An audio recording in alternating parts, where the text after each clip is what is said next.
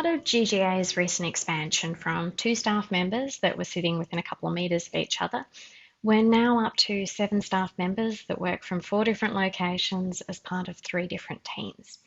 It quite quickly became evident to us that we were going to need a software package that allowed us to work in this new environment.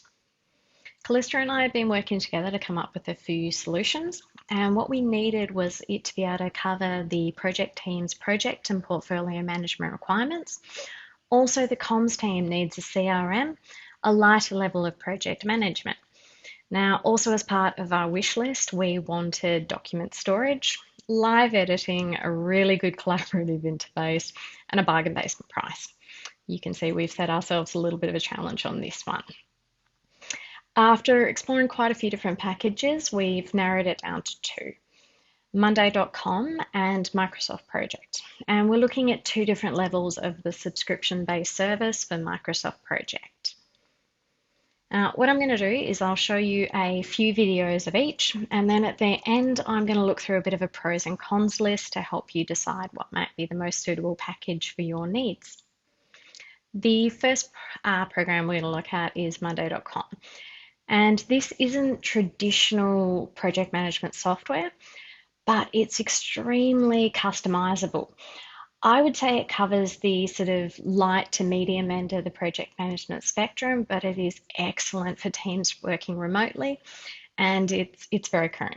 You're going to see what I mean from the video. We're going to see how you and your team can manage all your projects and processes with Monday.com. More than 100,000 companies use Monday.com to manage their work and collaborate from any location at any time, no matter the size, type, or industry. Let's start by creating our first board. Let's take a look at how our very own IT department at Monday.com built their board to manage their day-to-day work, whether they're in the office or working remotely. First, let's add all new tickets and requests. Now, let's add some columns to shape the process. We'll add the people column for the person who opened the ticket, and another one for the person who's going to solve it. Next, we'll add a status column and adjust it to describe the urgency, and another one to show the progress of the request, so we know where everything stands. Columns are completely customizable, so you can easily build a workflow that fits your exact needs, no matter the business or industry.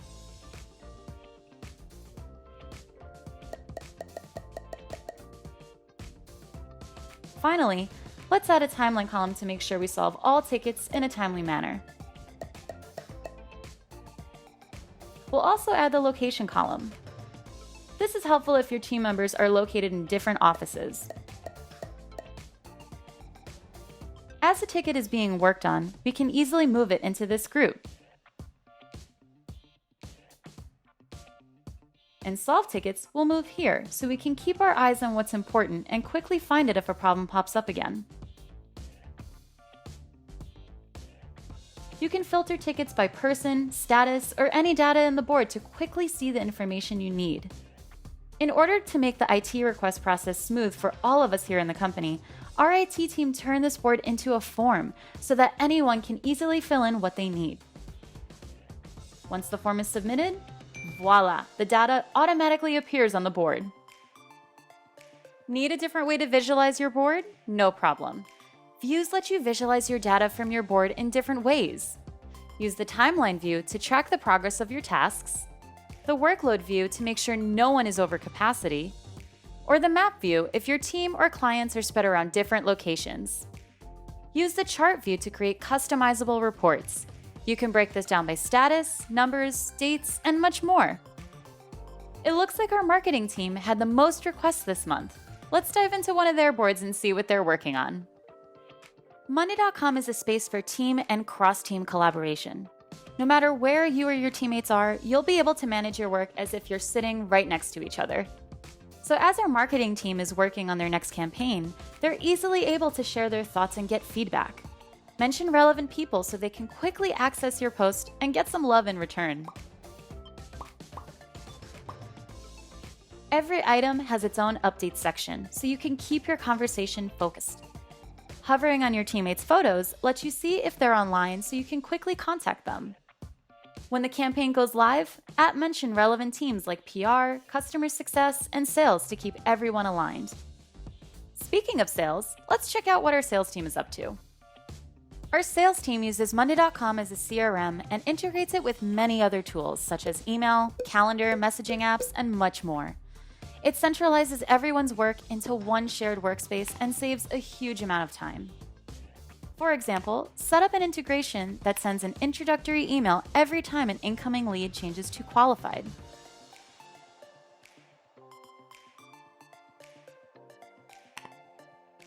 Just change the status, and voila, the email is automatically sent.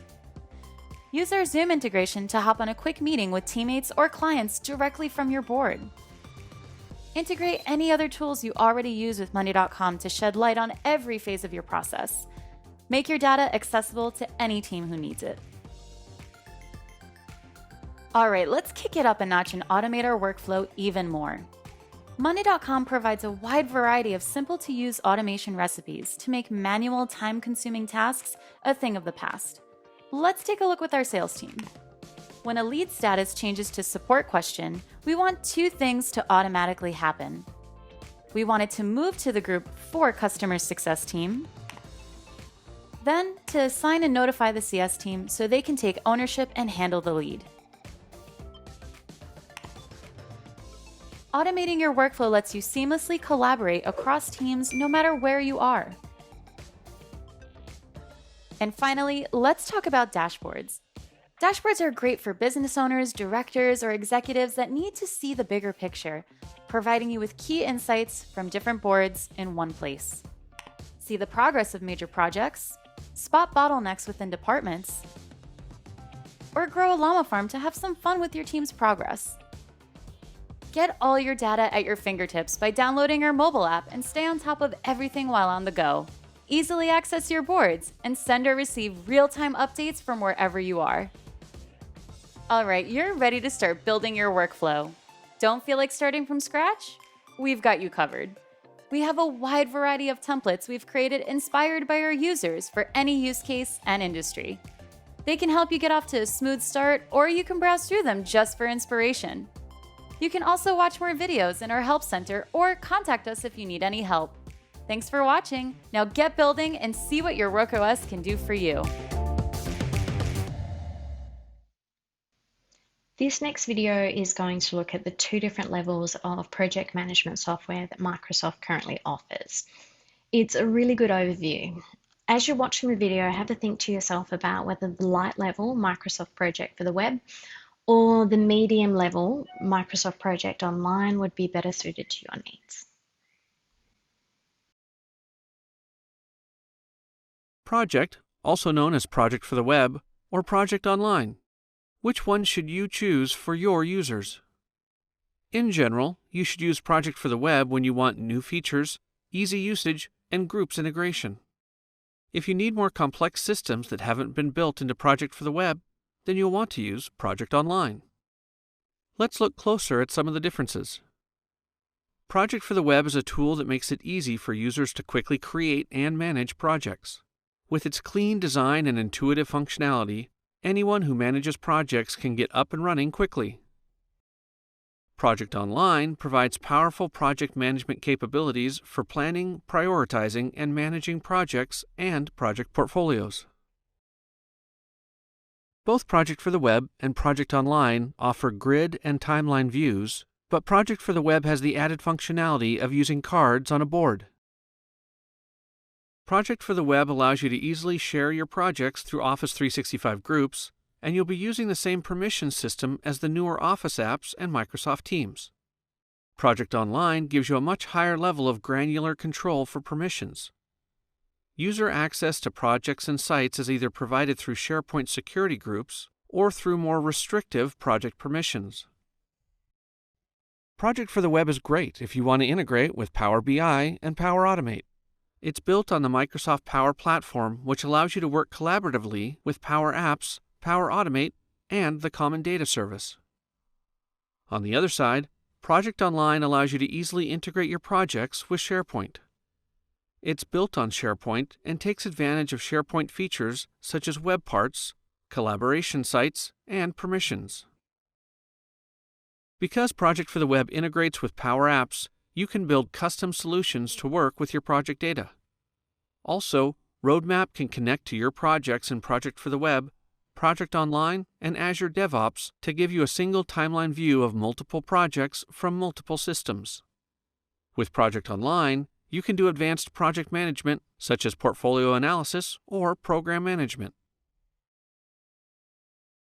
Want to use Project for the Web for some projects but keep using Project Online for others? No problem. You get both with the Project Plan 3 and Project Plan 5 license, and you can access all of your projects and roadmaps from Project Home. And if your organization wants to choose who can access Project for the Web versus Project Online, admin controls let you provide the service that better suits specific users. To learn more, go to aka.ms/whichproject. Okay, if at the end of that video you think that Project for the Web has enough capacity for you, then you could still consider Monday.com. On the other hand, if you think you need the features that are part of Project Online now or in the future, I really think Monday is kind of out of the question. It would be quite hard to configure to that level of project management capacity. The next video we're going to go through, it's not quite so fancy, but it does do a deeper dive into Project for the Web and what you get as part of that software package. I think this is a really good option. It's got a lot of future capacity that I'll discuss with you a bit later. For the web. However, what we're going to do instead is step into a project that I've already created. It's called PFTW Demo. When I click on the name of that, it's going to open first to the grid view. That's the last one I was looking at. And you can see a task list here. You've got dates, you've got durations. You can see this column called Depends On. That's your predecessor column if you're accustomed to working in Microsoft Project. There's also another field if you come over here and click on Add Column. You can see dependents, so that would be the equivalent of your successors in Microsoft Project. A couple of things I'll point out for you here that people usually get pretty excited about. It's really easy to identify tasks that are running late. Right now, this task is scheduled to finish on 4/6, or I should say it was scheduled to finish on 4/6. Today is the 8th, for those of you who may be watching this later. And so it should have already completed.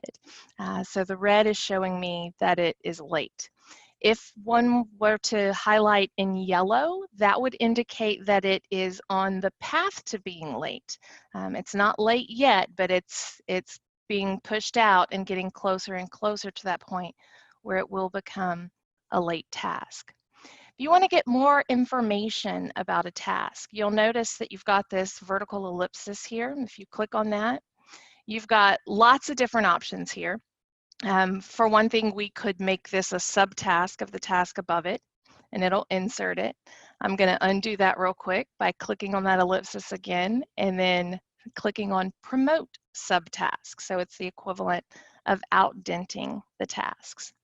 You can mark a task as complete by simply clicking on the circle next to it. It puts the checkbox in it, draws the line through it, same things that you're used to seeing when you work with, say, a task list in SharePoint, for example.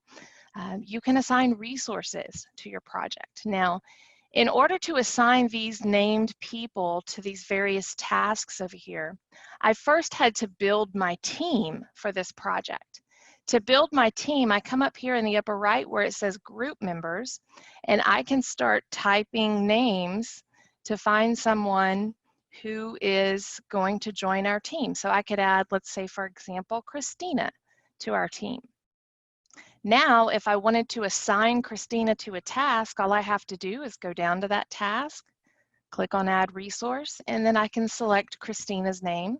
Notice I can also select multiple names as well. You can see some of the tasks have multiple people assigned to them.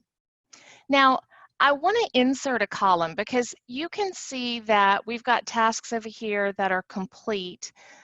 However, it's possible that you may have some tasks that are 25% complete or 75% complete. So let's go ahead and insert that percent complete column And then I'm going to click on the name of it and simply drag it over here so that it's showing up right after the start name of that, right after the name of that task.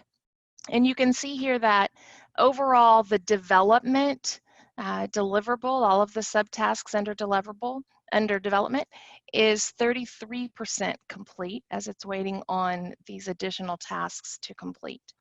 Now, if I wanted to go in and adjust that percent complete, I can click on the ellipsis and go to details, or I can just click on the little information icon. And over here, when you're looking at the detail screen, you'll see you've got start and finish. You can update that there as well. You can update duration. Percent complete is right here. So I'm just going to type in 25% complete.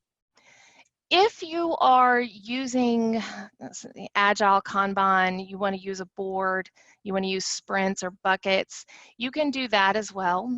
And I'll show you where I created those in a few minutes.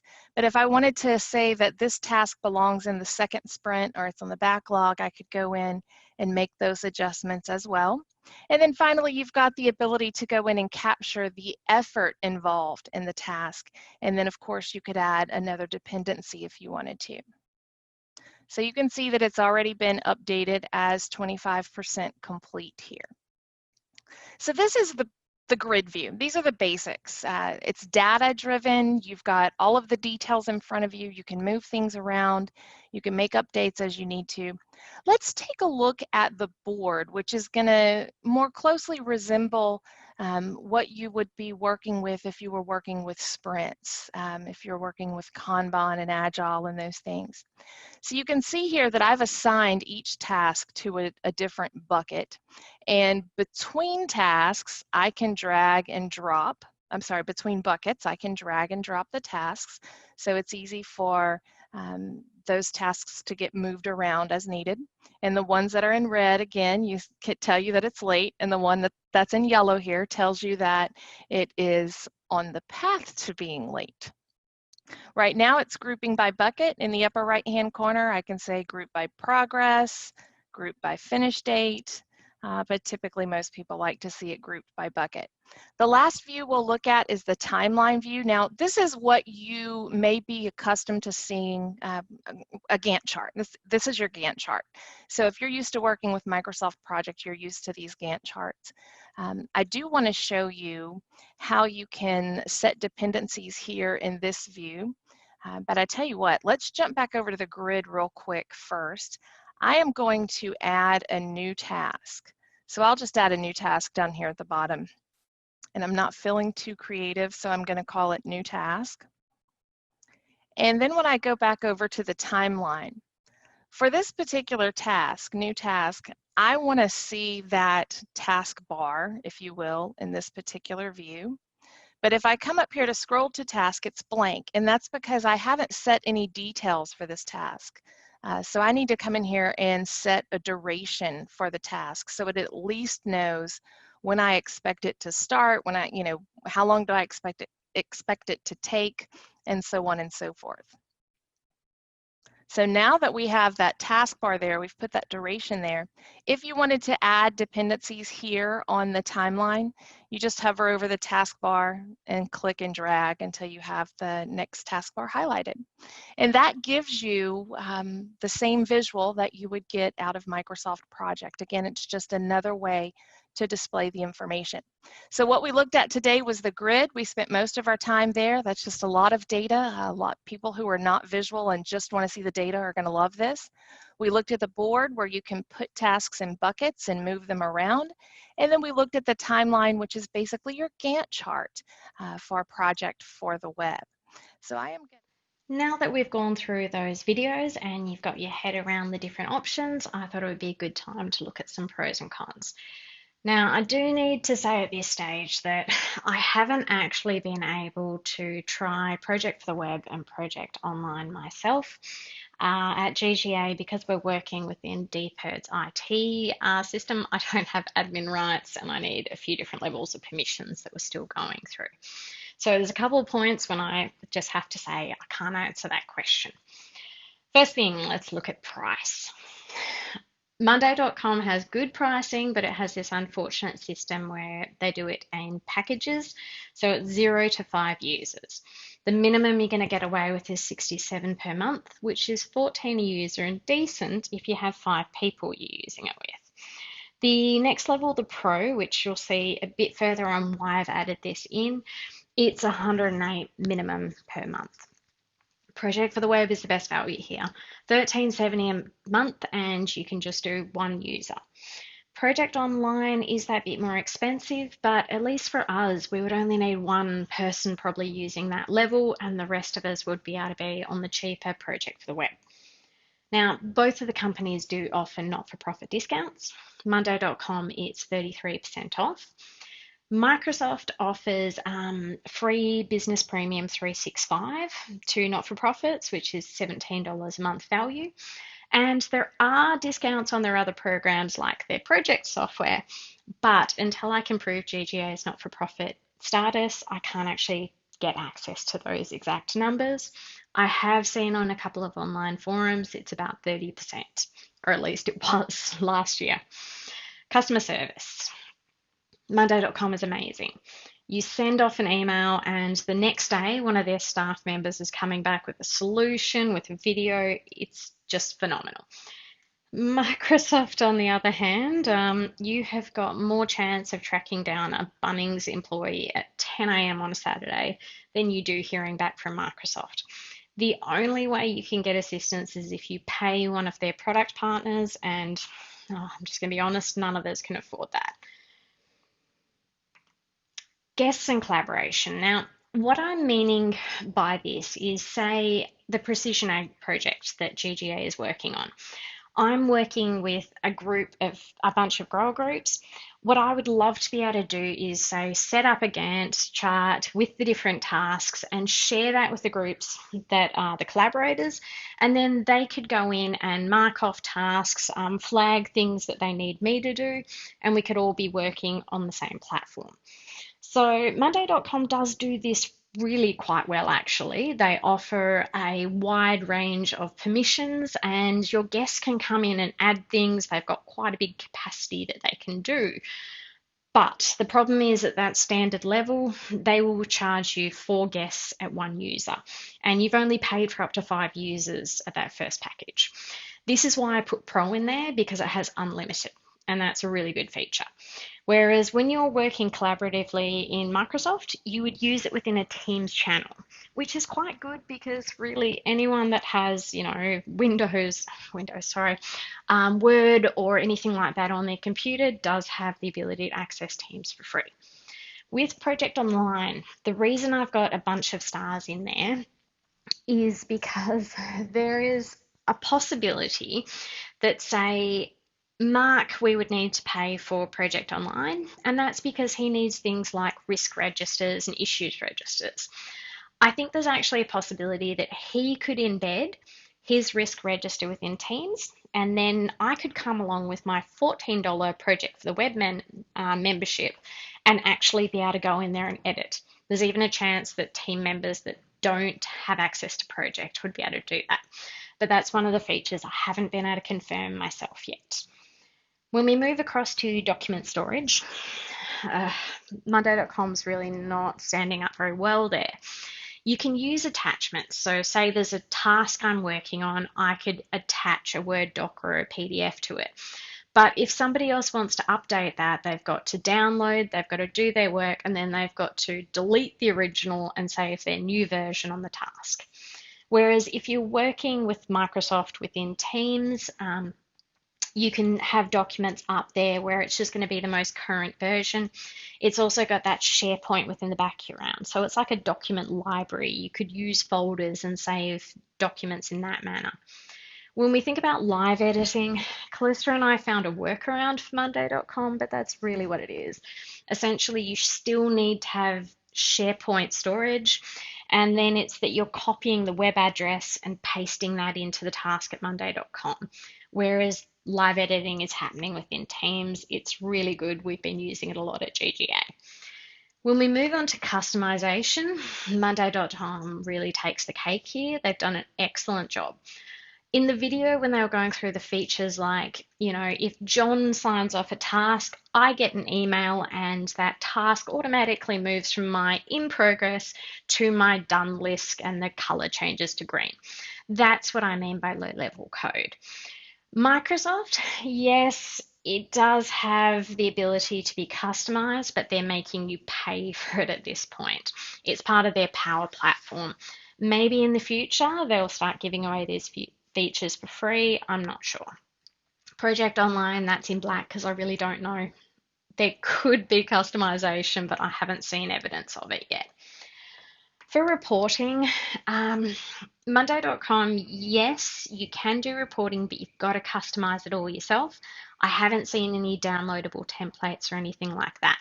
I think for very basic level reporting, how many of my projects are on progress, how many of them behind schedule, I could do that myself, but anything above that, I think it would take quite a bit of skill set and knowledge in Monday.com to do that. Whereas Project for the Web does have this package you can download, and then it's out of the box reporting that comes with it. Project Online has that and way more, all the way up to portfolio.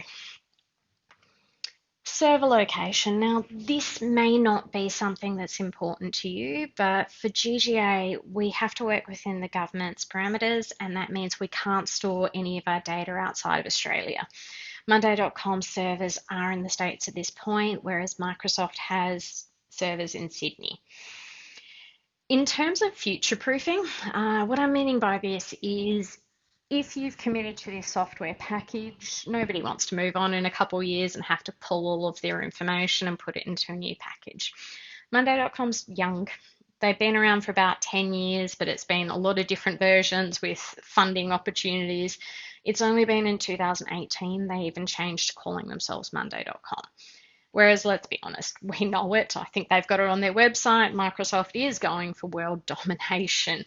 They're always going to be around. Their project, the one that was part of your computer, the original downloadable one, has been around since I think about 82.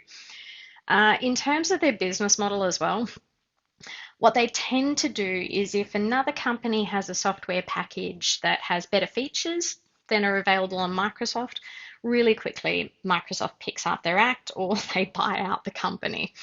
So when I think about some of the features that are available on Monday.com, I would make the assumption that in another 6 or 12 months, stuff like those collaborations and the customization is going to become available on Project for the Web. So this is all of that information put together, and gosh, when I first saw Monday.com, I'll be honest, I wanted it. I still kind of do. It's really bright and shiny and easy to use. But if I'm being logical about this, I think Project for the Web and Project Online is probably the most practical solution, and I think there is a bit more green on that side of the board. Now, there's just one other feature that it was mentioned in one of the videos on Project for the Web, and that's the Common Data Service. And I'm just starting to get my head around this, and it's a little off topic regarding project management software. But this could be a big thing going forwards in the future. It's about how data is stored and how many different programs can access data from that place versus you having to move your data around into all of these different software packages. I think in terms of scientific data and how we are able to access it from different programs, this could be a big thing in the future. So I just wanted to, bring your attention to it a little bit. And that is one of the reasons I'm thinking Project for the Web. If we can get away with it for all of our needs, that will probably be the option I'll be suggesting. Now, go easy on me come question and answer time. I am most definitely not a software expert. This has been a rather challenging process understanding it. Okay, thanks. I'll talk to you all soon.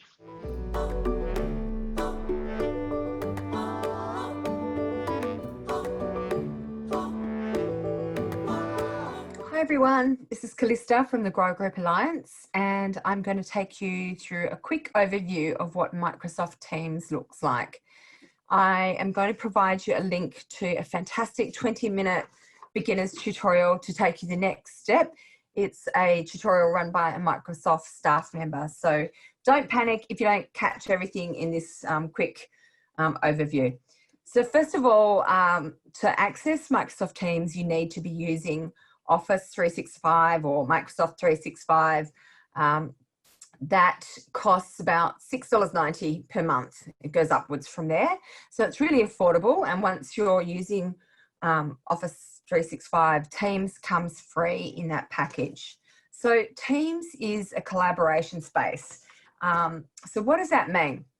So basically you set up an organization, and up here you can see we've got this set up as a Grow Group Alliance. And essentially when you do your setup, you bring people in that are your staff members and or potentially committee members, depending on how much access you like to give people. You bring them in as either full members, or if they're outside of your immediate core staff group, you can bring them in as a guest. But I'll go in a little bit more on that later. So basically you bring people into your organization. And once you're in your organization, you create teams, which are over here on the side. And what these are logical work groups. So it might be a sub team within your overall team. So for example, this one here is for myself and Kaylin. For our comms team, we've got one here that has all GGA staff in it, and so on and so forth. So it might be theme specific, or it might be a sub group specific, whatever makes sense to you. And then within that team, you actually create what are called channels. So that's what this looks like. These are all little channels. So kind of quite similar to that folder organization type setup. So basically, let's have a quick look at what is inside a channel. So Newswire, that's a handy one that everyone sort of can get their head around. So along the top here within each channel, it's really customizable. So what that means is we've got tabs along the top here. This here post means it's a chat thread.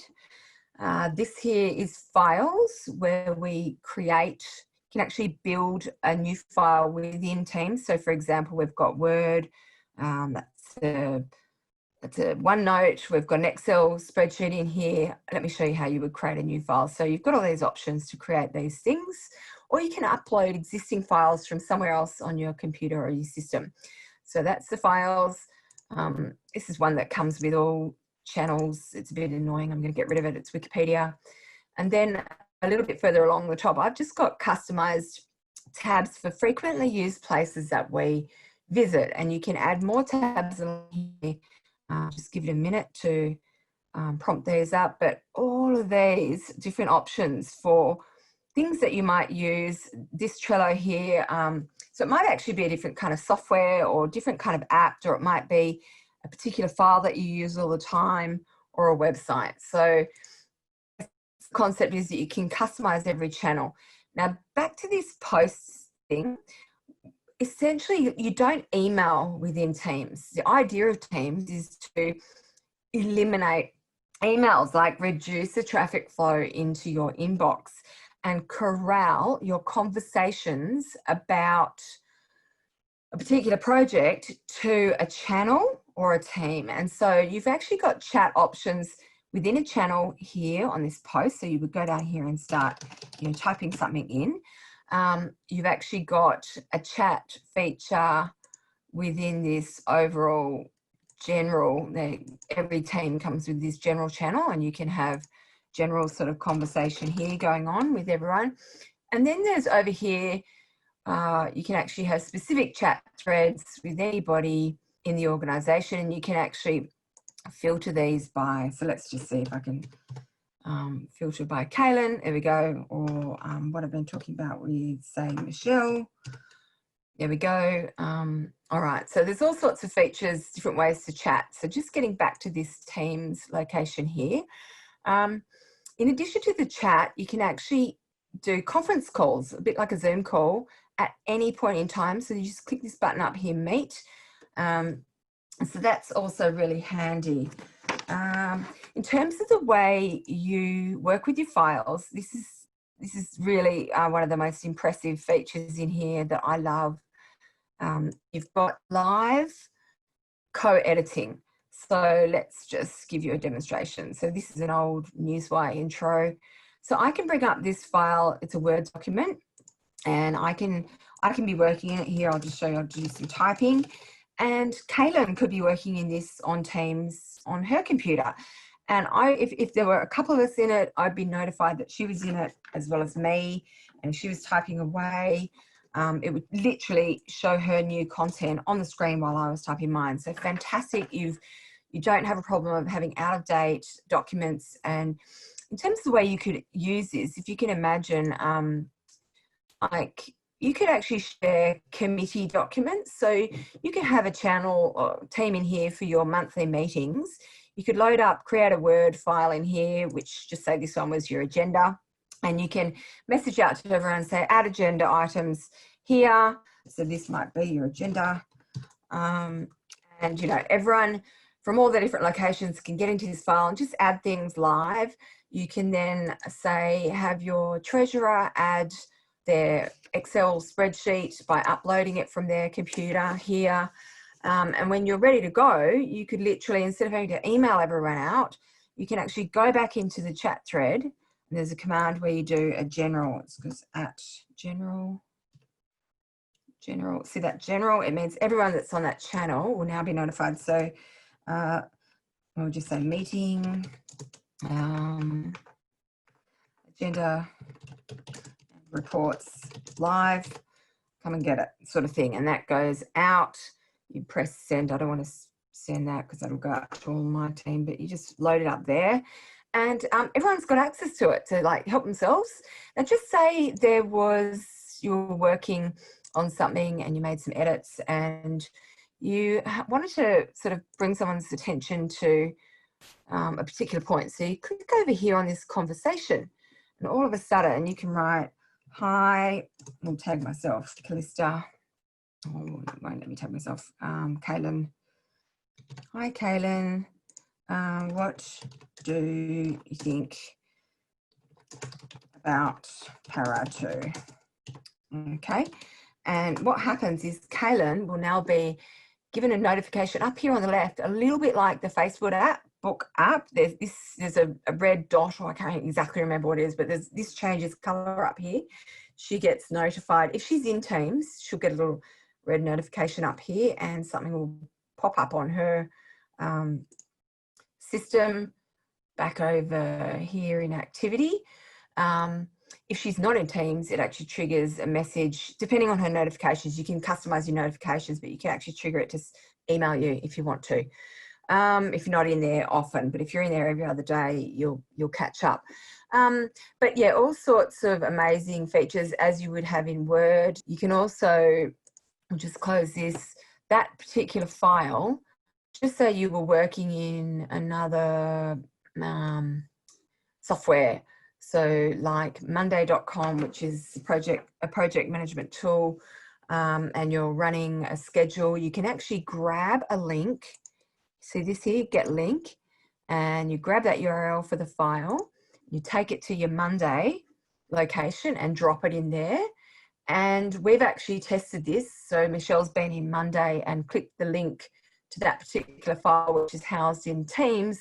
She's been editing it while I've been editing Teams. So really impressive live copies going everywhere. One last thing I would like to just highlight is that if you can actually be invited in by other organisations into collaboration spaces. So for example, here I've been invited into a team with CBH just doing some work on the forum and the Growing Leadership Scholarship. And to navigate between the different locations, you just would click onto that. I'll just give you a quick concept, and it jumps into their location, and it's been set so that I've only got access to certain channels and certain teams. So you're not seeing everything. You can customize every team and every channel, even within your organization, to have access. I'll just give you one more little look at that sort of thing. So in the whole staff team here, we had a small sub channel which just had 3 of us in it, and we locked it because we didn't want to distract everyone. But yeah, you can completely control who sees what. It's fantastic. And one last thing is that there are 2 versions of Team. You can either download it onto your computer, and you've got a full suite of features, including an integration to your calendar and all sorts of other Microsoft features, or you can have an app version, which is a kind of a lighter version, which is what we're running here, just with this initial Grower Group Alliance one that we set up to test it. So I hope that is just literally the tip of the iceberg with Teams. We love it. We're probably still on our L or P plates with it, as most people are. It sort of is something that we adopted in the COVID setting, but around 75 million users around the world now using Teams, and it's getting more and more features as more and more users taking on. So I hope that's been helpful.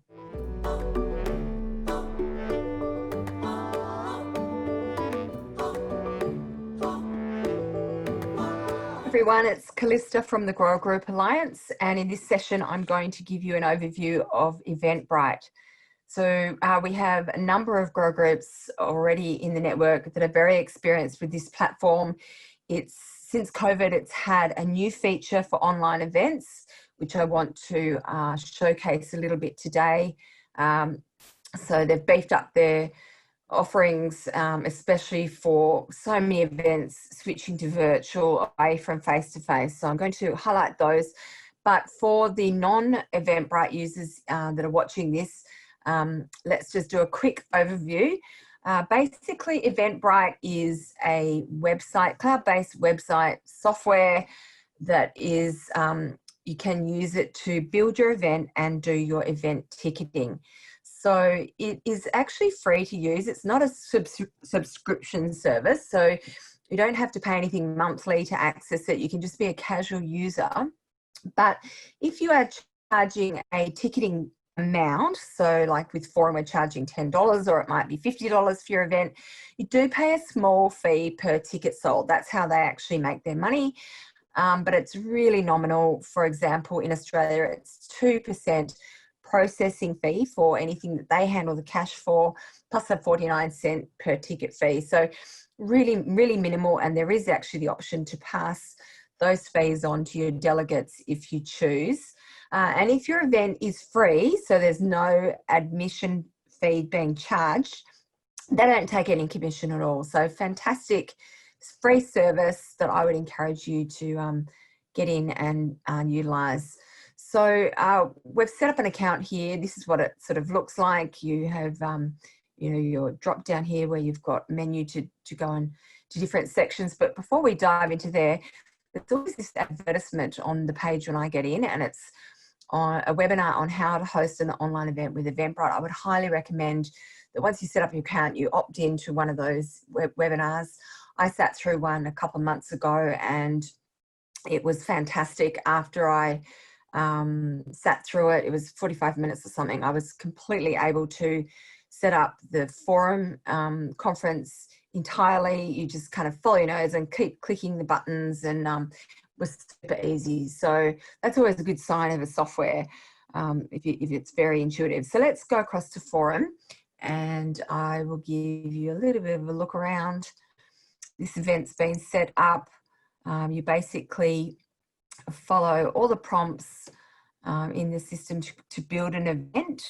On the side here, they just got to have a tick and go, and you just start somewhere. So let me just show you here the basic sort of fields. So we're a couple of weeks out from forum, but yeah, basic info here. So you just pretty much fill in all the boxes. So GGA annual forum, organisers grower group, you go down here.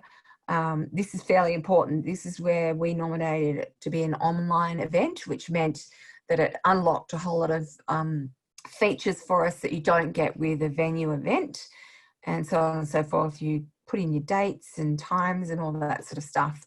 The next field to fill out is the details. So you can put in a graphic here, description of your event, that's our event quote, and then all down here you just kind of put in your blurb about the conference and the sessions, and so on and so forth. You can add all sorts of things. This is a text box. That's a trailer, a link to the trailer, and then more text and pictures here with our guest speaker overviews, and just rolling all the way down. Event sponsor, CBH logo in there. We're able to add a little film for them, and so on and so forth. And if you wanted to add something else, you just click one of these three things. So for example, I'll show you, there you go, and you just start adding something else, but I will get rid of that because I don't want that going live on the forum page. So I think, the next area I might show you quickly is the tickets. So these are the sessions, and you actually, that red button behind there, you'll see it in a minute, is create a ticket. So you enter your session name, how many, we just put a random 200. There's no limit on how many tickets for this, how much you want to charge, if you want to absorb the fees or not, how much the buyer will be paying, the date and time for this particular session, and so on and so forth. Advanced settings is the copy, or the description of the ticket, who can see it, minimum quantity, all these sorts of things. So we'll just save that. Now, this is pretty key, all of the sessions that you create, or the tickets that you create. I'm going to circle back to this one here. This is this new fantastic feature. So what you can basically do is add content and materials to your event and trickle feed them out to delegates perhaps a couple of days before. So just say there was a TED talk or something that you wanted them to watch as preparation, or a discussion paper or a worksheet to complete to bring to the session. This is where you would put that. If you want to send a survey out after the conference, this is where you would put that. So let me give you an example. So for the diversity session, we have Fadzi here. This is actually her own TED talk. So we've just added that. I'll show you a bit down below where you would add it, but you basically control where you restrict the access to, that session, the diversity delegates, and when we want it to be visible, we're going to leave it to a week before the event at 5 a.m. And then we tick that button there, which says notify attendees when this is shown. So I didn't change anything on that. So that's why it's saying cancel or apply. You can basically go in and edit any of these at any time. Once you've launched, you can go back and adjust them. So it's not set in concrete. So here are a couple more that we're just starting to add now as we're getting our content together. And I thought I'd just show you an example of one. So we're going to add in a link to a sort of a profiling test that people can do. This is for the collaboration session. So it's actually a strengths test. So it's like a quiz that they do, and it gives them a report to profile themselves. And so I've just written in here, I went down here and I added a text. So you can add a video, a file, all these sorts of different formats, but I picked add text, and I just typed in here, discover the 5 key strengths you bring to a team by taking the high 5 test. Might highlight that with bold. There's some limited editing features here. Italics. This data is useful in a collaboration context to ensure you are building teams with a good cross-section of strength as well as complementary strengths. So in here is where we add a link. So I might highlight that to link. I'm going to put the link in there, and I've saved it before, and I'm just going to right-hand mouse click, and that's the link to the test. And so now I'm going to set that to be for the collaboration session. I'm going to have it available on the 10th at 5 o'clock in the morning. Early birds through in the ag industry, and tick notify attendees when this is shown and apply. So that's queued up to go. You can knock yourself out. This is just a fantastic feature. It prevents you from overloading your delegates in a session. And that's the main feature I wanted to show. Now, in terms of just a couple of other things, Eventbrite handles all of your back-end ticketing and data. So for example, if I go onto the dashboard, I can get a little tally here of how many registrations we've had per session. If I go down here, this is where you set up all your payment options. You can access their system for credit cards. You can set it up to a PayPal. You can set up invoicing, and it generates people an immediate invoice the moment they've registered, save you all doing the work. And then I will show you in here, you then can manage your attendees, you can edit sessions if they want to, if they've made a mistake or they've left something off. And then, so this shows you, like, you know, how people have paid. I might just find one where there's, so here's one where Amy's, you know, registered by invoice. And once we get that invoice, we actually can mark it as received. And so Eventbrite will actually keep all sorts of records for you for your accounting and help you to work out who hasn't paid and who has. So just a brilliant little platform. So I hope that was helpful. And if you're not already a user, jump in there and get stuck into Eventbrite. Thanks very much.